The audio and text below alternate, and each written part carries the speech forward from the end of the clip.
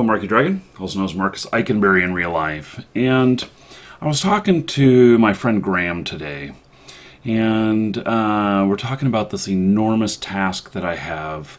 I'm working on some stuff for my business, and I have a volume of 25,000 transactions that I have to kind of mold into this report and everything, and it's just such a daunting number. And so we're talking about, how to get stuff like this done, and how in the past I would have taken my numbers, this particular stuff, and I'd have handed it off to an accountant or a bookkeeper or whatever. But at this point in my business, I am having to do this myself. And so it seems like such an overwhelming task. And then we were talking about how, the fact that, in the past I've turned businesses over. I have stepped away, I've let other people run them, and, it brought up the subject of success, and of, the fact of how things go when you're not right there at the company. And so I have a little bit of experience with this. I did before with some of my companies. I stepped away for a while, and in I don't know, 2-3 years ago, I probably spent a good 9 months out of the office. And I would just go to some of the shows, and I would, I was always in constant contact, but I was out traveling the country and doing all kinds of different things. I've driven cross country now, I think, 4 times, and I did multiple times in 1 year. And, just out screwing around, living up life, thinking that the business was going really great. And what I discovered is that when you're not there, things that are unintended happen. And that's even when you own a business, you got to really keep your thumb on it and everything. But then, we talked about the fact that what happens when you sell a company.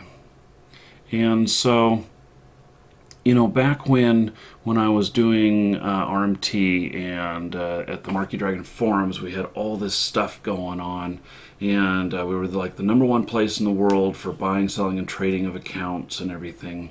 And it was kind of a high point in my stuff that we did and everything. And there was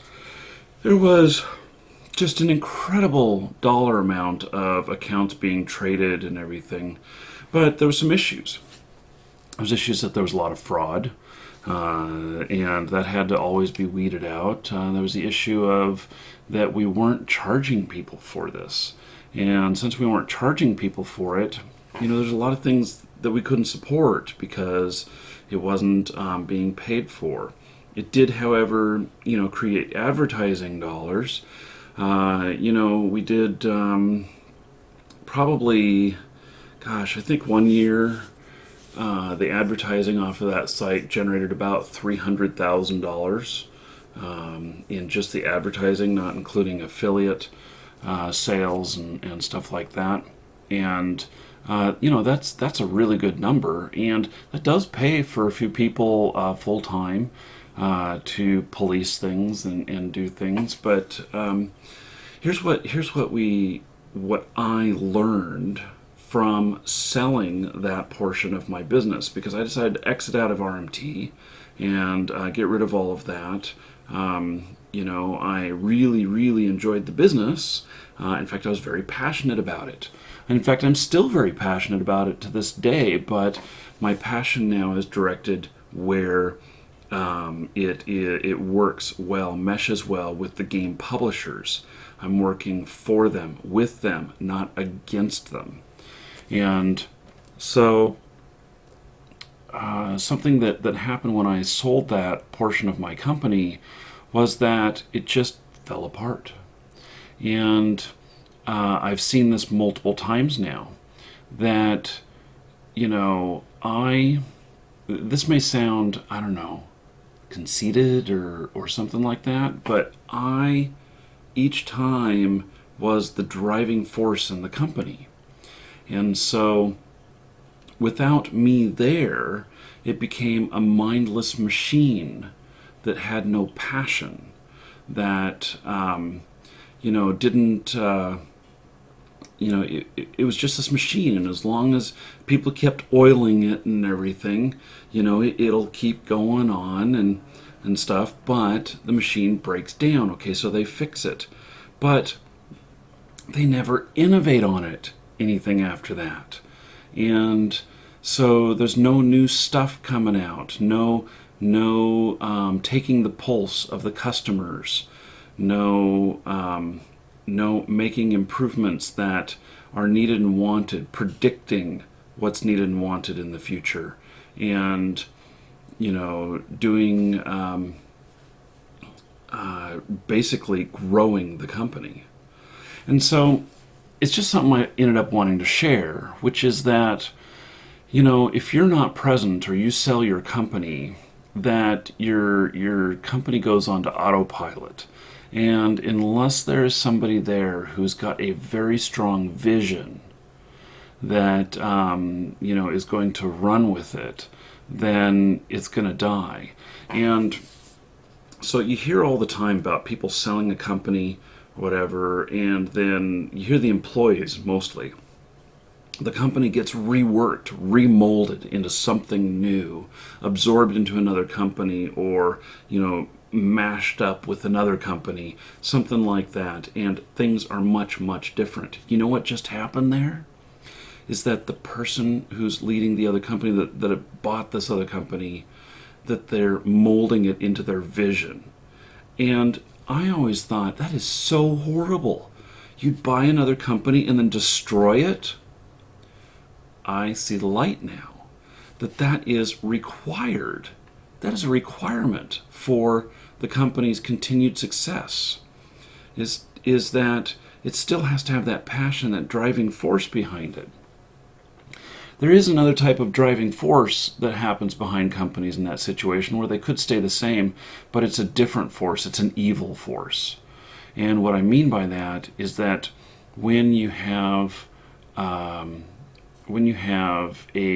publicly traded company, you then have the investors that demand certain things, and their demands are need to be met. If their demands are not met, they are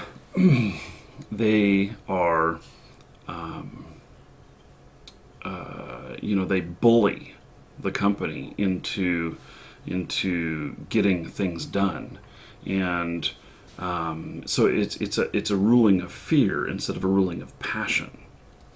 So I just wanted to put this out there, kind of share, my thoughts on that today, because I kind of just realized some of this morning when I was working on this daunting task of trying to organize these transactions and categorize them all together and separate them out, which ones are profit, which ones are losses, and which ones are all this other stuff. And it just really kind of a reflection on what's happened with my past companies and everything, and how that it also falls right into line with follow your passion and the money will follow you, as opposed to following the money and it being passionless. You can end up with that mindless machine at the same time, and it'll only work for so long. So anyway, just my entrepreneurial thoughts for the day, and haven't done any just strict commentary pieces in a while. So anyway, that's it for today. Thank you very much for watching. Please do subscribe, and take care.